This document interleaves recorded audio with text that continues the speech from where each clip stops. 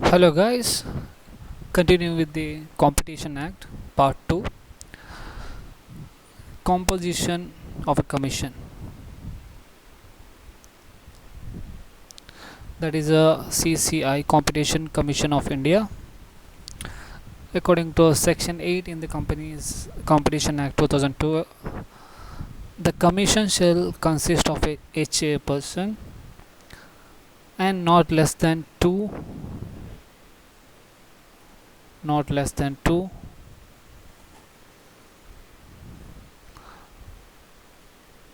and not more than 6 members. So 2 to 6 members, not less than 2, not more than 6, to be appointed by the CG.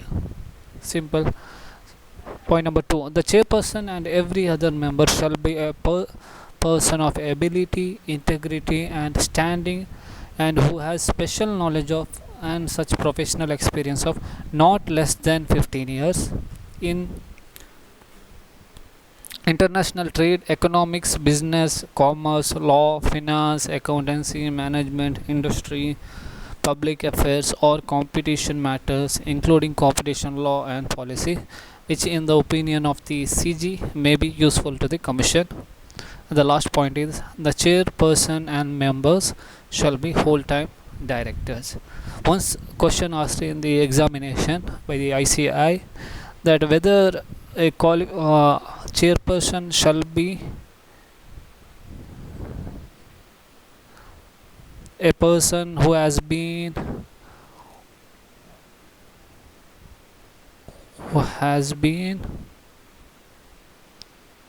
or is qualified to be a judge of high court. So is it necessary as a qualified to be judge of high court for the chairperson post? For this answer is no. What is the reference? Reference is section 8. It says chairperson should have what? Person of ability, integrity, and standing, professional experience of not less than 15 years in these areas. That is enough. So judge of high court is not necessary. Moving on to next provision, section 10 of the Competition Act 2002, with regard to the term of office of a chairperson and other members. Chairperson, he can have 5 years term,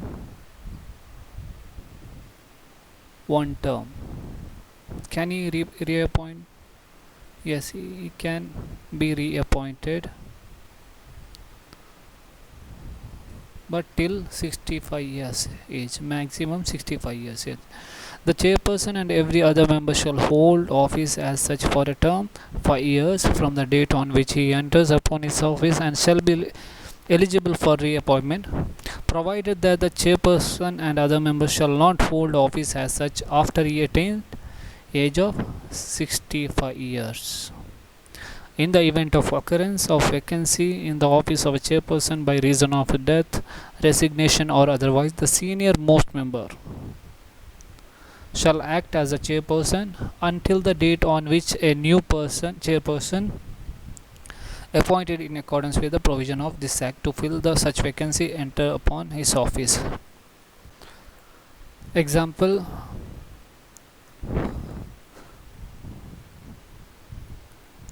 Mr. HCJ, age 61, as on 1st Jan 2005. So CG wants to appoint Mr. SCG as a chairperson of ACCI. Mr. SCG is a retired High Court judge, so CG will appoint Mr. SCG as a chairperson of CCI as on 1st January 2005. Now you are required to date with reference to the provision of the Competition Act, the term for which he may appointed as a chairperson of the Competition Commission of India, whether he can be reappointed as such, until when he can remain as chairperson of the Competition Commission of India. First thing, yes, 5 years he can be appointed as a one term. Reappointment is allowed, but shall not hold office after attaining the 65 years age. So as on 61 year 2005, so he can appoint for only for 4 years, not for 5 years, because he will attain 65 years for the 4 years. So 2005 to 2009. Another example,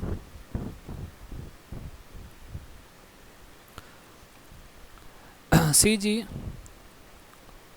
on the recommendation of the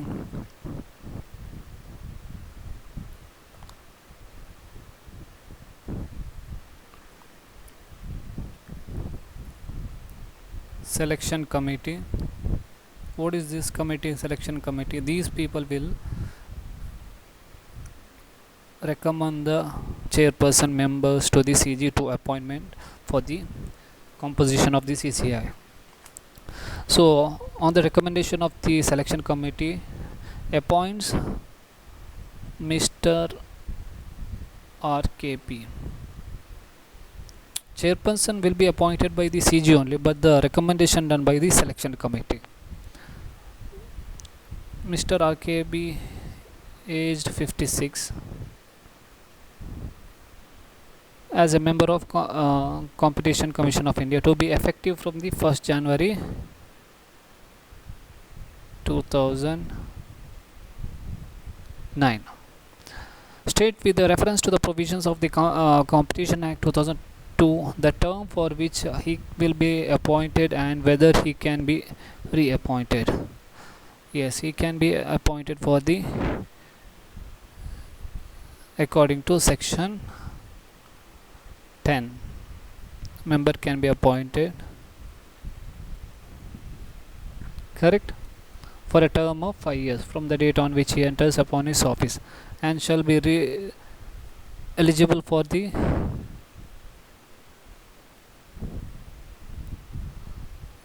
reappointment.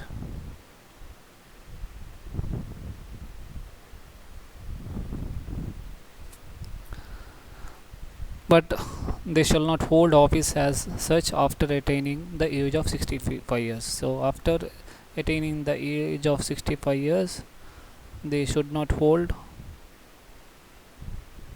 office. So he can appoint for the 2 terms, first term 5 years, second term only for the 4 years. That will come up to 65 years. Moving on to a question, whether he can be reappointed, that is done. Also, if he resigns after 2 years, whether the vacancy can be filled up by the chairman of the commission.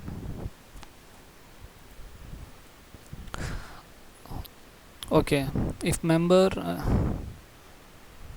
resigns, so there is a vacancy on the in the office, so who will appoint? Can chairperson appoint? The answer is chairperson does not have the power to appoint. After approval from the selection committee, member will be appointed. Approval from the selection committee.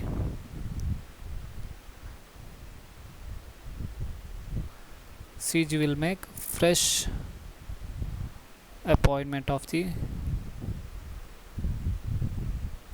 member in the case of vacancy.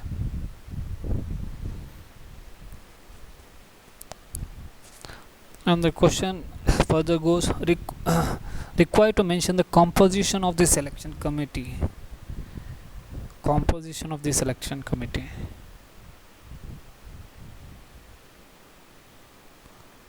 Not CCI. Composition of CCI we seen already. This is composition of selection committee.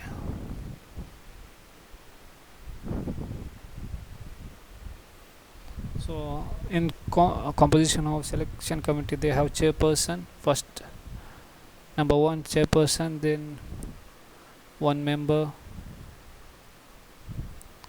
that is from the secretary in the Ministry of Corporate Affairs, and one more member from the Ministry of Law and Justice, Minister of Law and Justice, and two more members. They are experts.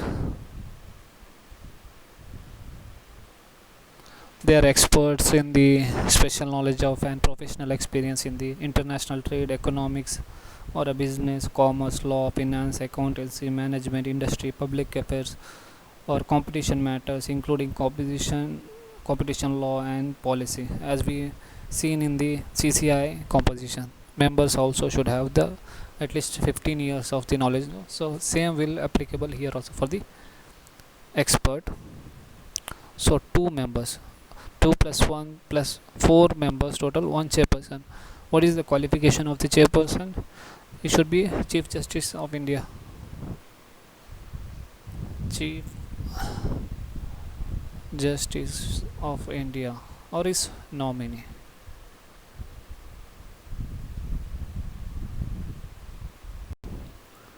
Moving on to next concept, section 11, resignation, removal, suspension of the chairperson and other members.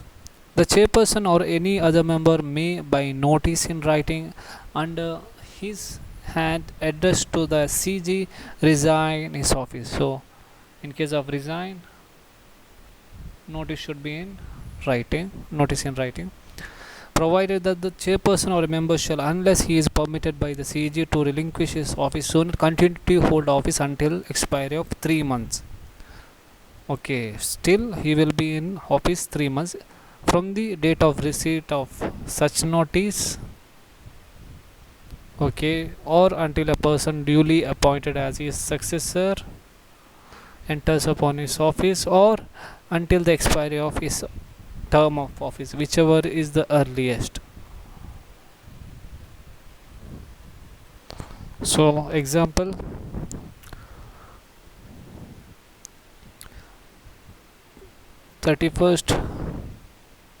March 2019, he given a notice.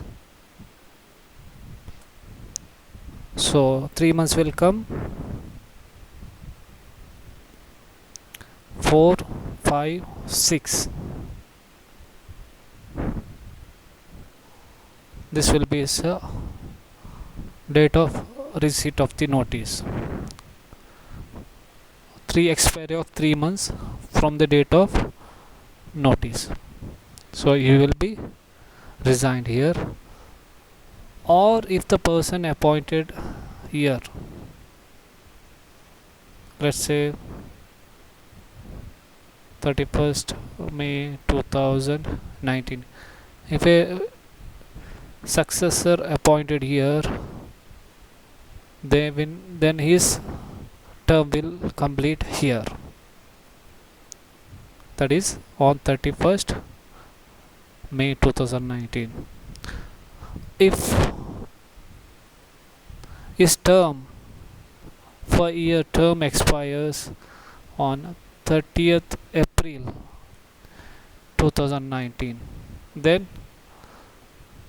this will be the end of the office. So whichever is the earlier, this point, this point, this point. So 30th April will be the earlier, he will vacate office on 30th April 2019. Notwithstanding anything, this is subsection 2 of the section 11. Notwithstanding anything contained in the subsection 1 of the CG may by order remove. This is about the removal. So we seen the resignation. Now removal of the chairperson or any other member from his office if such chairperson or member, as the case may be, is or at any time has been adjudged as an insolvent. So judgment should be given. So judgment will be from the court. Or has engaged at any time during his term of office in any paid employment, because he should be whole time member, he cannot be any time paid employment. Has been convicted and of an offense which in the opinion of the CG involves moral turpitude. D.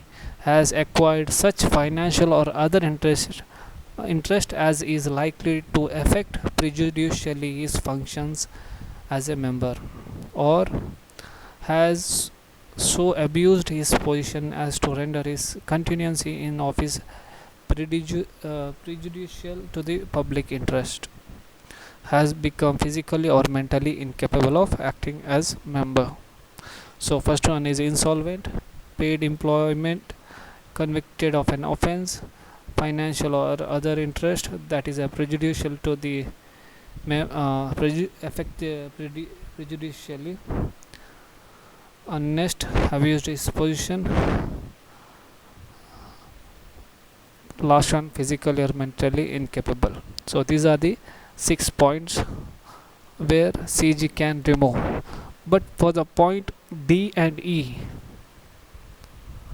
we have to refer subsection 3. What is that? Notwithstanding anything contained in the subsection 2, no member shall be removed from his office on the ground of specified in clause D or E that subsection, unless the Supreme Court on a reference being made it to in this behalf of by the CG has on an inquiry held it in accordance with this such procedure as may be prescribed in this behalf of by the Supreme Court, reported that the member ought on such grounds or grounds to be removed. So in the case of D, a reference should be made to the CG and the CG will make an inquiry. According to that, it will give the decision. After that, CG can remove. Still, CG has the power authority to remove, but reference should be made to the Supreme Court by the CJ. So that is with regard to the removal, resign, removal.